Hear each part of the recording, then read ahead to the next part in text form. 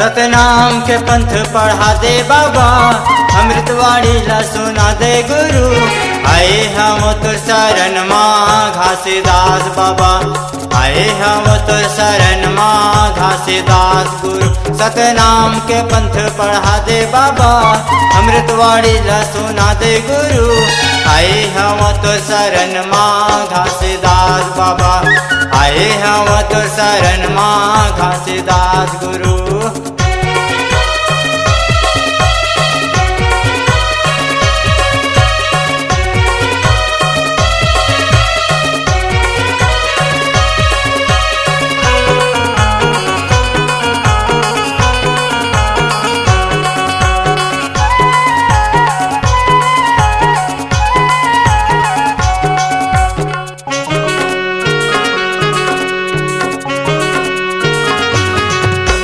पूछत पूछते बाबा आए गिरो तोर गाँव।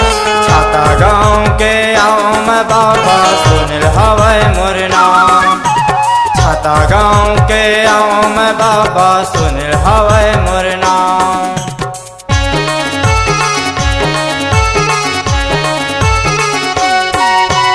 पूछत पूछते बाबा आए गिरो तोर गाँव। छाता गाँव के आओ मैं बाबा, सुन हवै मोर नाम। छाता गाँव के आओ मैं बाबा, सुन हवै मोर नाम। मोरा सत्य के रास्ता धारा दे गुरु, सत्य के रास्ता धारा दे बाबा। आए हम तो शरण माँ घासीदास बाबा, आए हम तो शरण माँ घासीदास बाबा।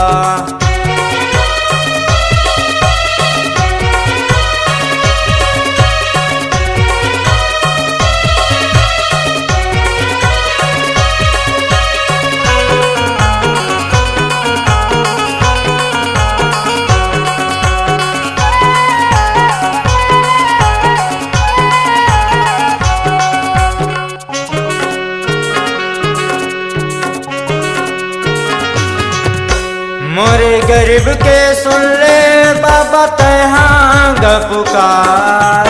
दोनों हाथ ये जोड़ के बाबा करत हम तुर गुहार। दोनों हाथ ये जोड़ के बाबा करत हम तुर गुहार।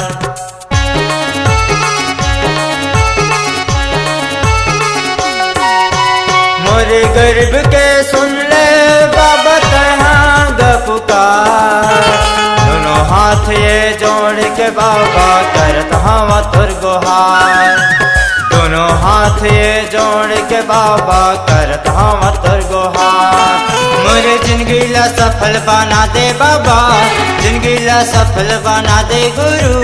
आए हम तुर शरण माँ घासीदास बाबा, आए हम तुर शरण माँ घासीदास गुरु।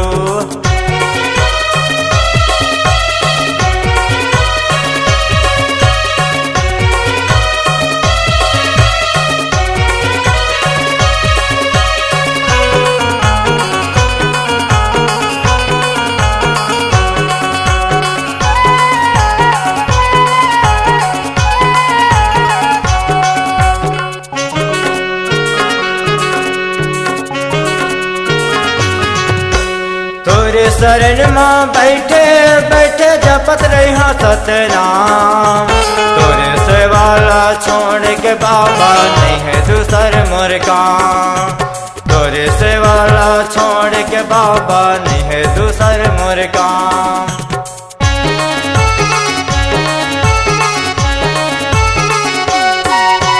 तोरे शरण माँ बैठे बैठे जपत रही सतनाम।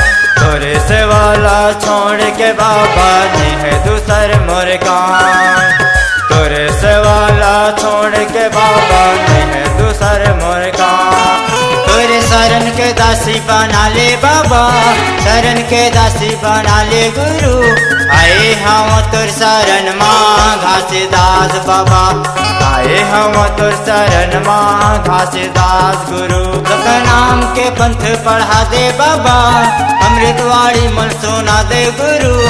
आए हम तुर शरण माँ घासीदास बाबा, आए हम तुर शरण माँ घासी